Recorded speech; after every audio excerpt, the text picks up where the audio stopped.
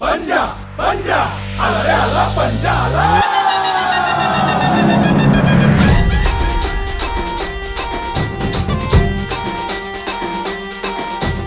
उद्याचा महाराष्ट्र घडवायला आला या ताकदीने लढायला. वचन विकासाचं पाळायला मनांना मनाशी जोडायला. बदल घडवणार कोण अडवणार. विचार ठरलाय आवाज घुमलाय गावखेडी शहरात. माग नाही हटणार वादळ उठणार. यंदा पंजा यंदा पंजा यंदा पंजा निवडून देणार जिंकून येणार. यंदा पंजा यंदा पंजा यंदा पंजा.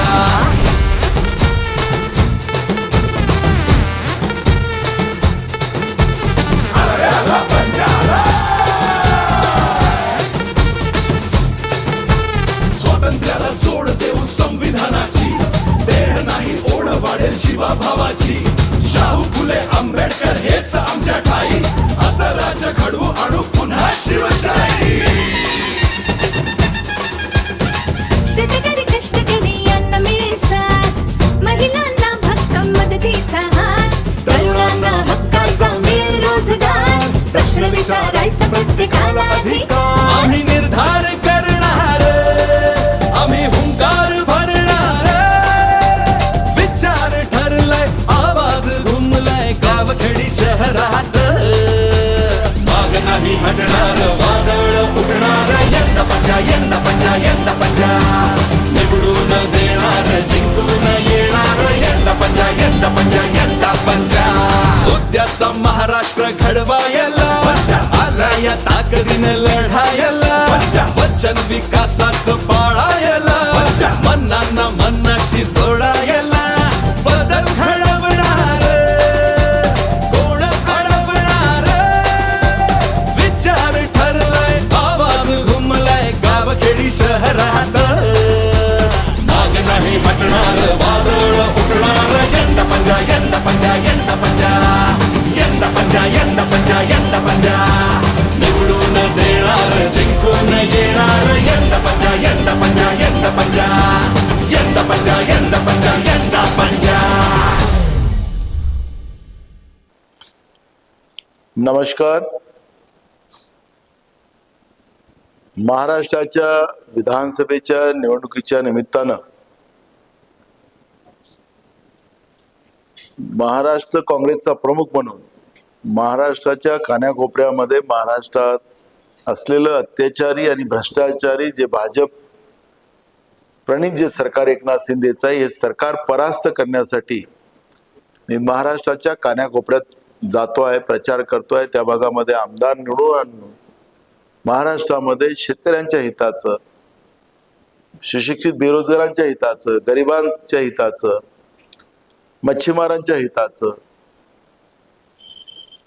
आणि महागाई कमी करणारं सरकार, सगळ्यांना न्याय देणारं सरकार निवडून आणण्यासाठी मी प्रयत्न करतो आहे. आपण सगळ्यांनी साकोली विधानसभेमध्ये मग लाखांदूर तालुका असेल की साकोली लाखनी तालुका असेल, या सगळ्या जनतेने माझ्यावर अपार प्रेम केलेलं आहे. वाईट परिस्थितीमध्ये सुद्धा मला विधानसभेत लोकसभेत नेतृत्व करण्याची संधी आपण लोकांनी दिलेली आहे.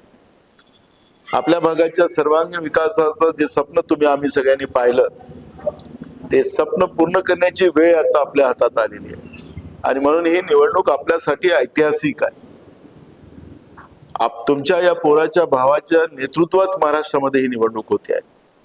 याचाच अर्थ उद्याच्या सरकारमध्ये तुमच्या या पोराला आणि भावाला एक मोठी भूमिका मिळेल आणि त्याचा फायदा आपल्या भागातल्या सगळ्या जाती धर्माच्या लोकांना त्या ठिकाणी प्राप्त होणार आहे. मला विश्वास आहे की ही निवडणूक आमच्यासाठी एक आगळी वेगळी ऐतिहासिक, कालपर्यंत आम्ही आमदार आणि खासदार निवडून देत होतो, यावेळेस आम्ही राज्याच्या या सरकारमध्ये प्रामुख्याची आणि प्रमुख भूमिका निभवण्याची ही संधी या ठिकाणी आपल्याला मिळणार आहे. आणि म्हणून अशा या परिस्थितीत आपण सगळ्यांनी तुमच्या या पोराला आणि भावाला भरपूर प्रेम द्यावं, आशीर्वाद द्यावा आणि ताकद द्यावी.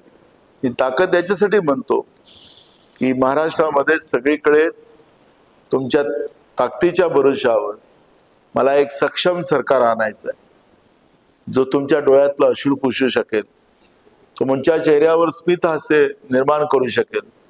या राज्यामध्ये शेतकरी आत्महत्या करणार नाही असं हे राज्य मला निर्माण करायचं. अन्नदाता हा वाचलाच पाहिजे, अन्नदाताला न्याय मिळालाच पाहिजे, शेतकऱ्याला न्याय मिळालाच पाहिजे, तरुणांच्या हाताला काम मिळालंच पाहिजे. आपल्या भागामध्ये आरोग्य व्यवस्था, शैक्षणिक व्यवस्था त्याच्यात एक मोठा सुधार.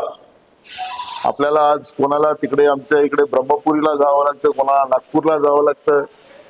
उद्याच्या काळामध्ये या सगळ्या व्यवस्था आपल्या भागात उभ्या करायच्या आणि ती संधी आज आलेली आहे. म्हणून मी ऐतिहासिक क्षण आपल्या सगळ्यांच्या जवळ आहे आणि म्हणून जात पात पक्ष याच्या पलीकडे जाऊन आपल्या सगळ्यांचा आशीर्वाद तुमच्या या नाना पटोलेंच्या पंजा या चिन्हावर आपण देऊन लाखो मतांनी आपण निवडून द्याल अशी आपल्या सगळ्या चरणी मी प्रार्थना करतो आणि आपला आशीर्वाद असाच तुमच्या या पोराच्या आणि भावाच्या पाठीशी राहील अशी अपेक्षा बाळगतो. धन्यवाद. जय हिंद. तडफदार, आक्रमक, झंझावाती असा बहुआयामी नेता, राजकारणातलं एक झुंजार व्यक्तिमत्व, समाजासाठी तळमळीनं कार्य करणारा नेता म्हणजेच नाना फाल्गुनराव पटोले. तुमचे, आमचे, सर्वांचे नाना भाऊ.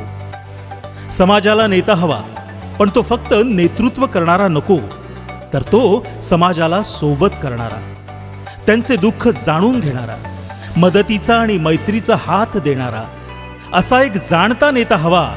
आणि असा नेता सौभाग्याने आपल्याला लाभला तो नाना भाऊंच्या रूपात. देशासाठी, समाजासाठी काहीतरी करण्याची तळमळ नाना भाऊंना राजकारणात घेऊन आली.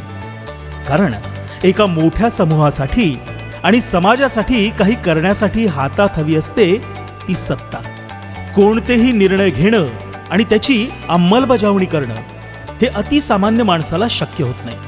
त्यासाठी हाती नेतृत्व आणि सत्ता असणं गरजेचं असतं. हे लक्षात घेऊन नाना भाऊंनी राजकारणात प्रवेश केला.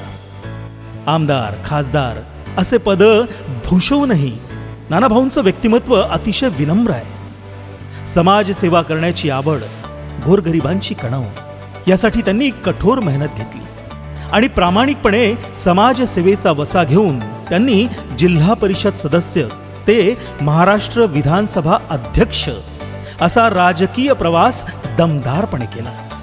स्वतःचा स्वार्थ बाजूला ठेवून समाजाप्रती सर्वस्व झोकून देत निरपेक्ष सेवाव्रताचा महामेरू पेलणारे नानाभाऊ पटोले. आदिवासी, दलित, भटके, विमुक्त, ग्रामीण स्त्री आणि पुरुष, गरीब, शेतकरी वर्ग, शेतमजूर, शहरातील असंघटित कामगार वर्ग, गोरगरीब जनता याविषयीची आत्मीयता जोपासत योग्य राजकीय स्थितीचं आकलन करत नानाभाऊंनी आपली निर्णय क्षमता वेळोवेळी दाखवून दिली. मागासलेल्या आणि वंचित सामाजिक घटकांच्या गरजांची पूर्ती करण्याकडे त्यांचा नेहमीच कल आणि भर राहिलेला आहे. शेतकऱ्यांचं हित, महिलांचं सबलीकरण, युवकांना रोजगार, त्यांचा सर्वांगीण विकास, शिक्षण अशा अनेक बाबींना उचलून धरण्याचं धोरण नानाभाऊंनी नेहमीच आखलंय. विद्यार्थी दशेपासूनच नानाभाऊ म्हणून परिसरात प्रसिद्ध. विद्यार्थी संघटनेत काम करत असताना 1990 मध्ये सानगडी जिल्हा परिषद क्षेत्रातून त्यांनी अपक्ष निवडणूक लढवली आणि विजयी झाले आणि त्यांच्या राजकीय प्रवासाला सुरुवात झाली. रुबाबदार व्यक्तिमत्व, भाषण कलेत निपुण, सडेतोड वक्तृत्व शैली असणाऱ्या नाना पटोलेंनी पोलीस भरतीपूर्व प्रशिक्षण, रोजगार कौशल्य, विकास कार्यशाळा असे विविध उपक्रम राबवले. त्यामुळे शेकडो विद्यार्थ्यांना फायदा झाला. आज ग्रामीण भागातील युवक मोठ्या संख्येने पोलीस विभागात कार्यरत आहेत ते नानाभाऊ पटोले यांच्यामुळेच. जनतेसाठी योग्य ते कार्य करणं हे एकच ध्येय त्यांनी समोर ठेवलं आणि त्यासाठी गरज पडली तर पक्ष, पद आणि प्रतिष्ठेवर पाणी फिरवण्यासही नानाभाऊ सज्ज असतात. त्यांची अनेक रूपं महाराष्ट्रानं बघितलेली आहेत. ओबीसींसाठी सतत लढणारे नानाभाऊ, सदैव सर्व समाजासाठी झगडणारे नानाभाऊ, अटकेनंतर तुरुंगात उपोषणावर बसणारे नानाभाऊ असो, शेतकऱ्यांसाठी भंडारा ते नागपूर बैलबंडी मोर्चा असो, आदिवासींना शेत जमिनीचे पट्टे मिळावे यासाठी मध्यवर्ती कारागृहातील उपोषण असो, नानाभाऊ पटोले यांनी निस्वार्थपणे आंदोलन उभारून जनतेला न्याय मिळवून दिला. आपलं ध्येय गाठण्यासाठी आक्रमक भूमिका घेत कोणताही भेदभाव न करता नानाभाऊ 1990 पासून राजकारणात लढवय्ये राजकारणी म्हणून सक्रिय आहेत. सत्ताधारी पक्षाचे आमदार असताना सुद्धा धान उत्पादक शेतकऱ्यांना नुकसान भरपाई मिळावी म्हणून आमदारकीचा राजीनामा देणारा हा धाडसी नेता.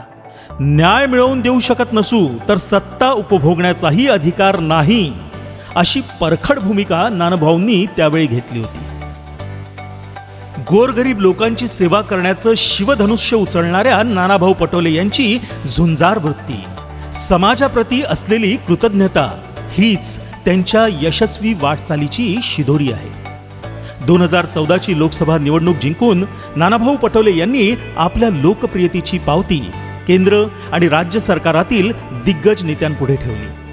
आपल्या भंडारा गोंदिया मतदारसंघासाठी नानाभाऊंनी जी विकास कामं केली त्याला तोड नाही. क्षेत्राचा संपूर्ण सर्वांगीण विकास आणि तळागाळातील जनसामान्यांना न्याय मिळवून देण्यासाठी नानाभाऊंनी अनेक आघाड्यांवर जबरदस्त भूमिका बजावल्या. शेती उत्पादनाच्या किमान आधारभूत किमती निश्चित करण्याबाबत प्रश्नोत्तराच्या माध्यमातून केंद्र सरकारला लोकसभेत आग्रह धरणारे नानाभाऊ प्रत्येक महाराष्ट्रीय हृदयात विराजमान आहेत. आपल्या मतदारसंघात कोणीही नाराज असू नये, समस्याग्रस्त असू नये म्हणून नाना पटोले यांनी लोकमोहीम राबवून लोकांच्या समस्या जाणून घेतल्या आणि त्यानुसार अनेक प्रकल्प राबवले. त्यात क्षतिग्रस्त भागांची दुरुस्ती, मत्स्य तलावातील बुडीत क्षेत्राची दुरुस्ती, नवीन जलविमोचक बांधकाम, सिंचनाची पाहणी अशा अनेक कामांचा सपाटा लावत कामं पूर्ण करण्यात आली. बोद्रा येथील तलावाची दुरुस्ती करून त्याचे बांधकाम केल्याने तिथल्या लोकांना पाणी मिळाले, दुष्काळापासून मुक्ती मिळाली. अनेक ठिकाणी साठवण बंधारा दुरुस्ती, तलाव दुरुस्ती अशी कामं करून पाणी साठवण क्षमता वाढवली. सतत लोकांच्या संपर्कात असणारा हा नेता असल्यामुळे त्यांची दुःख आणि त्यांच्या समस्या जाणून घेऊन त्यावर तोडगा काढणं हे काम नानाभाऊ पटोले यांनी सहजरित्या केलं. सर्व भौतिक सोयीसुविधा मिळाल्यामुळे तिथला मतदारही खुश आहे आणि याचं श्रेय नानाभाऊ पटोले यांनाच जातं. जिल्हा मुख्यालय, जिल्हा रुग्णालय हे भंडारा शहरात आहे, परंतु साकोली, लाखनी, लाखांदूर या तिन्ही तालुक्यातील जनतेला सेवा घेता यावी यासाठी साकोली इथं उपजिल्हा रुग्णालयाची संकल्पना मांडलीच, सोबतच विस्तारित उपजिल्हा रुग्णालयाचा कार्यारंभही झाला आहे.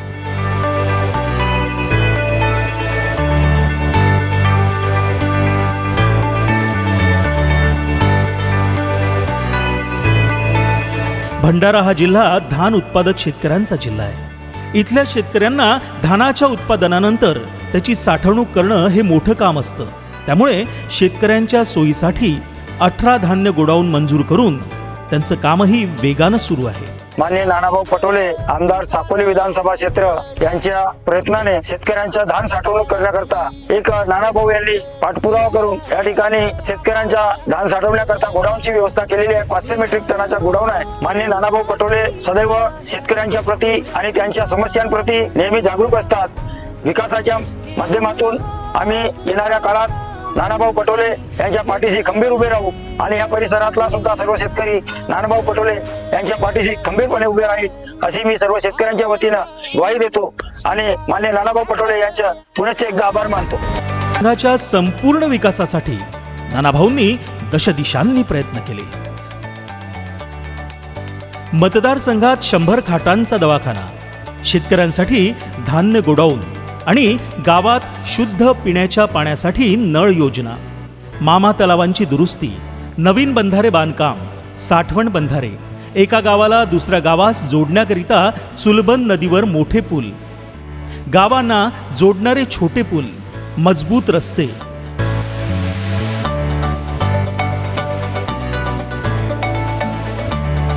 हा जो ब्रिज दिसतो आपल्याला, हा एक चुलबन नदी आहे. ही चुलबन नदीवरती बरेचसे म्हणजे एक ब्रिज आहेत, परंतु हा एक महत्वाची दळणवळण साहित्याचा एक असा रोड होता. म्हणजे हा साकोली तालुक्यावरून तर इकडे चंद्रपूर आरमोरीकडे जाणारा रस्ता. पण इथून अगोदर चप्पल नव्हती मिळायची, गरम रेतीतून उन्हाळ्यात लोक जायचे. आणि महत्वाची गोष्ट, या पलीकडे उमरी म्हणून गाव आणि नदीचे इकडे सुकळी आणि महालगाव असे गाव आहे. परंतु उमरीच्या शेतकऱ्यांची शेती इकडे सुकळीच्या भागात, महत्वाची गोष्ट. आणि त्या शेतकऱ्यांना शेतीच्या हंगामामध्ये खूप अडचण जायची. बैलांसोबत यायचा, मग शेती नागर कसे आणायचे, ती इतकी खूप अडचणीतून ही नदीच्या याच्यामध्ये होता. कारण की कमरेभरच्या पाण्यामधून सायकल उचलून न्यायच्या, नागर न्यायचे शेतकरी. महिलांना जाण्या येण्याचा जो विषय होता, खूप म्हणजे आता महिला इथपर्यंत जाऊ शकत नाही ना, त्यामुळे कपडे बदलवायचे, ती अशी होती. ती आज अडचण दूर झाली, असे आशीर्वाद आमच्या नानाभाऊंनी सर्वसामान्य जनतेसाठी जो केला, खूप चांगला झाला. आज जनतेचा खूप आशीर्वाद भाऊ भेटतो. विधानसभा क्षेत्रातील जनतेच्या मागण्या लक्षात घेता बुद्ध विहार, समाज मंदिरे, तलावांचे सौंदर्यीकरण, मोठे सभागृह बांधकाम,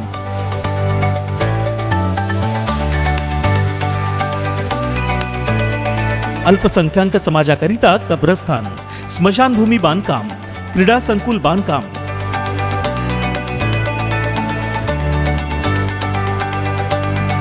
गावागावात ओपन जिमचे बांधकाम.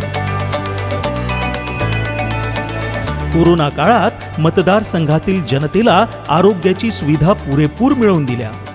साकोली, लाखनी, लाखांदूर या तिन्ही ठिकाणी कोरोना सेंटर उभारले व लोकांना कोरोना सारख्या महामारीमधून कसल्याही प्रकारची जीवहानी होऊ नये, औषधी उपचार मतदारसंघात व्हावा यासाठी पूर्ण लक्ष घातले. क्षेत्रातील जनतेला आरोग्यविषयक अडचण होऊ नये म्हणून मतदारसंघात तीनही तालुक्यात ॲम्ब्युलन्स उपलब्ध करून दिल्या. रुग्णांना नागपूर, भंडारा किंवा इतर शहरात शासकीय व खासगी दवाखान्यात अडचण निर्माण होऊ नये म्हणून नानाभाऊंच्या कार्यालयामार्फत नेहमी मदत व मार्गदर्शन केले जाते. साकोली, लाखनी, लाखांदूर या तिन्ही ठिकाणी स्वर्गरथ व शवपेटी उपलब्ध करून दिल्या. मतदारसंघाचा चौफेर विकास व्हावा म्हणून नानाभाऊंनी शिक्षण, आरोग्य, शेतकरी, शेतमजूर, युवा, बेरोजगार महिला यांच्याकरिता वेगवेगळ्या योजना आपल्या मतदारसंघात राबवून मतदारसंघाचा सर्वांगीण विकास साधण्यासाठी सतत प्रयत्नशील राहिलेत. भंडारा जिल्हा हा नैसर्गिक साधन संपत्तीनं नटलेला जिल्हा आहे. भंडारा जिल्ह्यात पाणी देखील मुबलक आहे. मात्र या पाण्याचे योग्य नियोजन व्हावं यासाठी चुलबन नदीवर जलसंधारण विभागाच्या माध्यमातून बंधारे बांधण्यात आले. छोट्या पुलांवर पाणी आल्यामुळे दोन गावांचा संपर्क तुटत होता, परंतु आता छोट्या पुलांची उंची वाढवण्यात आली असल्यामुळे ही अडचण दूर झाली आहे. सोबतच विविध गावांमधील छोटे अंतर्गत रस्तेही चांगल्या प्रकारे तयार करण्यात आले आहेत.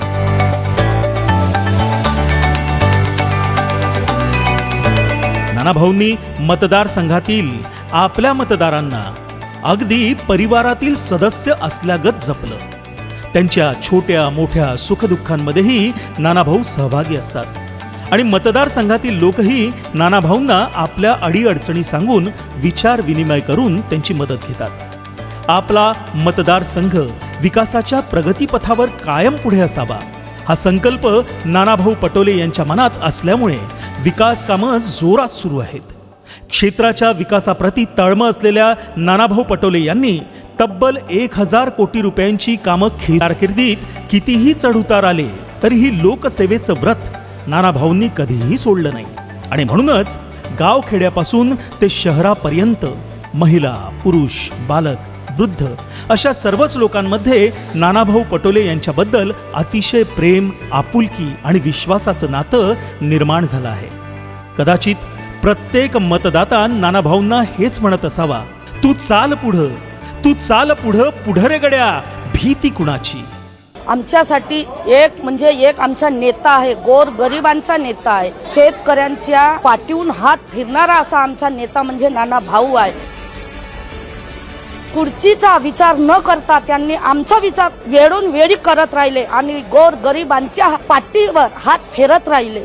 त्याईनं कधी परिवाराचा विचार केला नाही आणि सातत्यानं ते आमचाच विचार करत राहिले. आम्ही नानाभाऊला सोडणार नाही आणि आमचे नानाभाऊ आम्हाला सुद्धा सोडणार नाही.